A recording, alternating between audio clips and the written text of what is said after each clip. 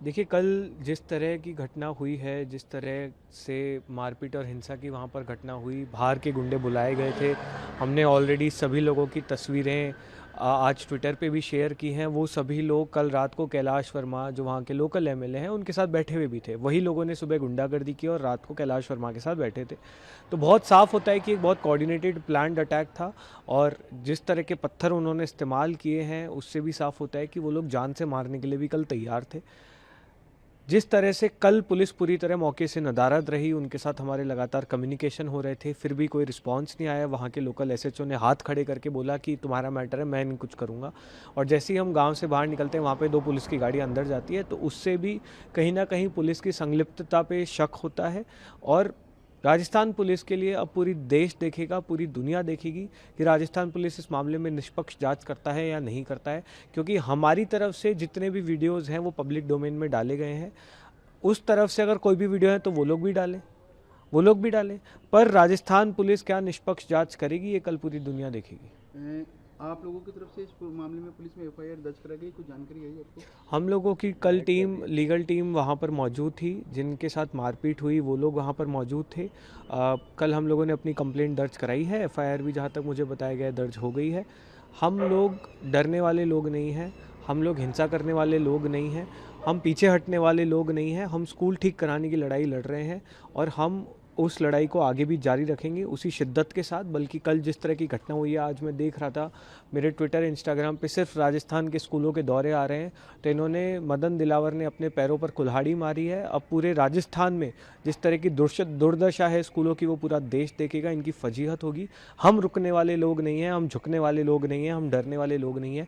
मैं खुद आने वाले समय में फिर से स्कूलों का दौरा करूँगा। आपने कल एक अल्टीमेटम दिया था, आपके बाद अभिजीत जी ने भी एक अल्टीमेटम दिया, 48 घंटे की चेतावनी दी कि 48 घंटे में या तो जो आदेश निकाला था शिक्षा विभाग ने वो वापस ले ले, स्कूल में जो रिनोवेशन का काम है वो शुरू कर दे और दोषियों के खिलाफ जो कार्रवाई है वो शुरू हो जाए। यदि 48 घंटे, क्योंकि कब से कब तक माना जाए, उसके बाद आपको ये भी कहा गया कि दिल्ली जैसा आंदोलन जयपुर में नहीं, करेंगे। बिल्कुल करेंगे। और अब बात सिर्फ स्कूलों की नहीं होगी, अब बात सीधे मदन दिलावर के इस्तीफे पर जाएगी। आप अपना काम ढंग से नहीं कर पाए हैं। आप राजस्थान के इतिहास में, राजस्थान नहीं पूरे देश के इतिहास में सबसे नकारा, नाकाबिल, भ्रष्ट शिक्षा मंत्री हैं। आपके पास एक कीर्तिमान नहीं है गिनाने के लिए कि आपने राजस्थान की शिक्षा व्यवस्था के लिए क्या किया।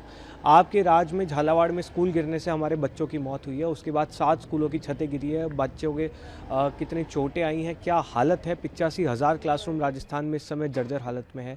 आपसे आज तक एक काम ठीक से नहीं हुआ।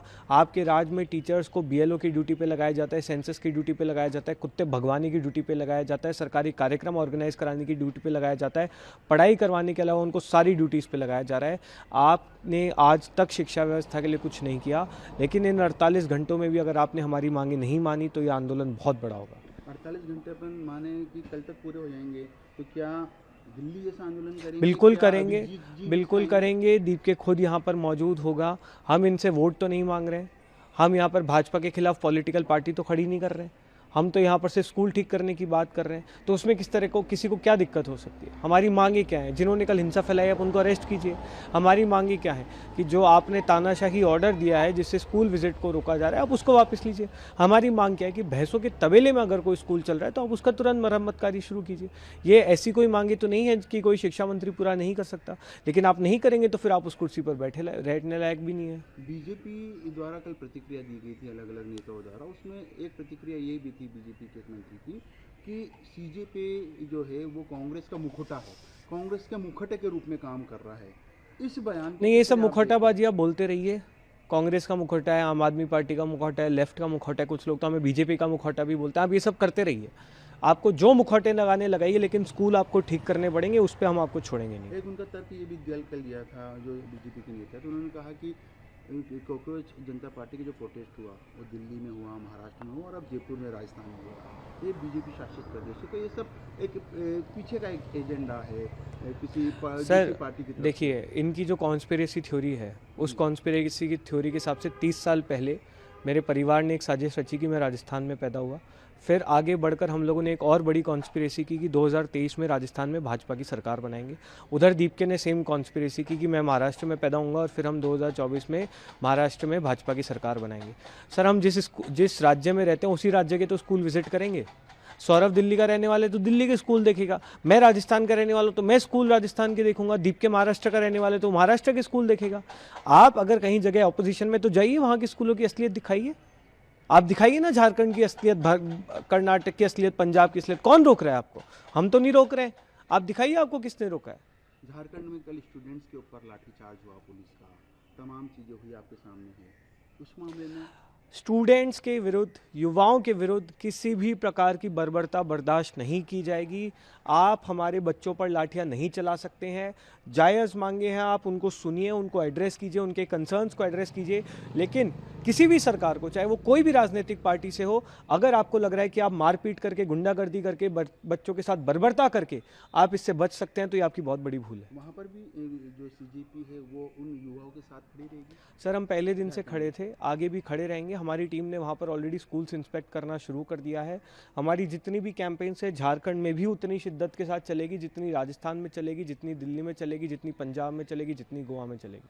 कल दिल्ली में राहुल गांधी जी अपनी जो आपके जो एक स्टूडेंट थे, एक युवा थे जिनको पैलेट गन का जो लगी थी गोली, उनको लेकर पुलिस थाने में रहे, कई घंटों तक वहाँ पर धरने पे भी बैठे, उसके बाद मामला दर्ज हुआ। किस तरह से कितनी शर्म की बात है कि इस देश में लीडर ऑफ ऑपोजिशन को 5-5, 6-6 घंटे का धरना देना पड़ रहा है एक एफआईआर दर्ज कराने के लिए। एफआईआर भी किस मुद्दे पर? कि हमारी जंतर मंतर की प्रोटेस्ट पे छात्रों पर पैलेट गन का इस्तेमाल किया, जो इनके लॉग्स में है।